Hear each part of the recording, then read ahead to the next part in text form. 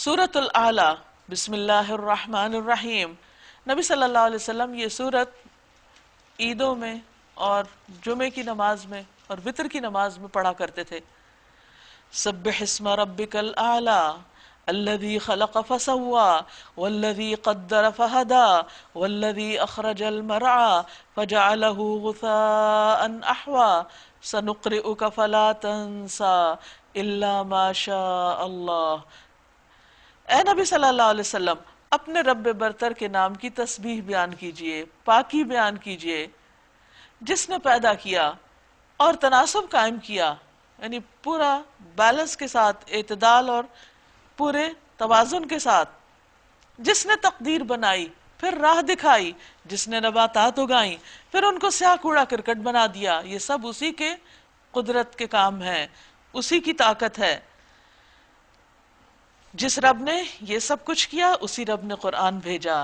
ہم یقیناً آپ کو پڑھوا دیں گے، پھر آپ نہیں بھولیں گے، کیونکہ نبی صلی اللہ علیہ وسلم پر جب قرآن مجید نازل ہوتا تھا تو آپ کو یہ فکر ہوتی تھی کہ کہیں کوئی چیز چھٹ نہ جائے، بھول نہ جائے، دوسروں کو بتانے سے رہ نہ جائے، تو اللہ تعالیٰ نے تسلی کرا دی کہ آپ فکر نہیں کریں، ہم آپ سے یہ کام کروائیں گے، سوائے اس کا جو اللہ چاہے۔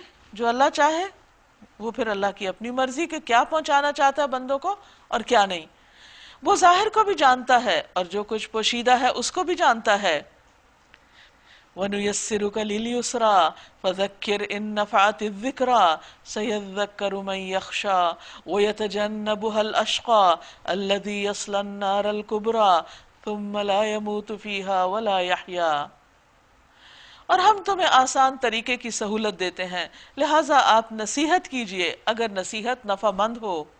جو شخص ڈرتا ہے وہ نصیحت قبول کر لے گا، اور اس سے گریز کرے گا وہ انتہائی بدبخت جو بڑی آگ میں جائے گا، پھر نہ اس میں مرے گا نہ جیے گا۔ یعنی جہنم ایسی جگہ ہے کہ جس میں زندگی نہیں اور موت سے انسان کا خاتمہ نہیں۔ ایسے میں کامیاب کون ہے؟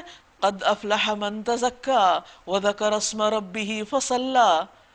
فلاح پا گیا وہ جس نے پاکیزگی اختیار کی، یعنی اصل کامیابی اس کی ہے جو اپنے نفس کا تزکیہ کرے، کفر شرک چھوڑ کر ایمان لائے، برے اخلاق چھوڑ کر اچھے اخلاق اختیار کرے، برے کام چھوڑ کر اچھے کام کرے، تو ایسا ہی شخص آخرت میں کامیاب ہوگا۔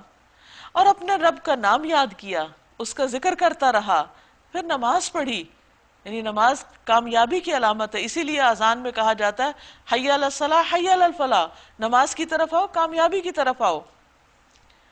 لیکن انسان اس اذان کو سن کے کیا کرتے ہیں؟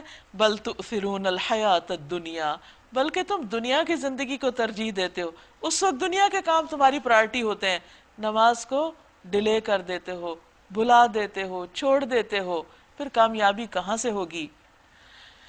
وَالْآخِرَةُ خَيْرٌ وَأَبْقَىٰ، حالانکہ آخرت بہتر ہے اور باقی رہنے والی ہے، وہاں کی کامیابی کی فکر کرو۔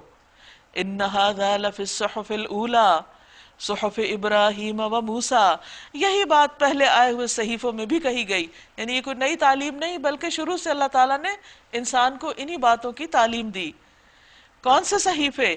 صحف ابراہیم و موسیٰ، ابراہیم اور موسیٰ علیہ السلام کی صحیفوں میں، یعنی ان کی تعلیمات بھی یہی تھی کہ انسان اپنا تزکیہ کرے، اللہ کا نام لے، اس کا ذکر کرے اور نماز قائم کرے۔ یہ بنیادی تعلیمات ہیں ہر پیغمبر کی جو اس نے اپنی امت کو دی، اپنی قوم کے سامنے رکھی۔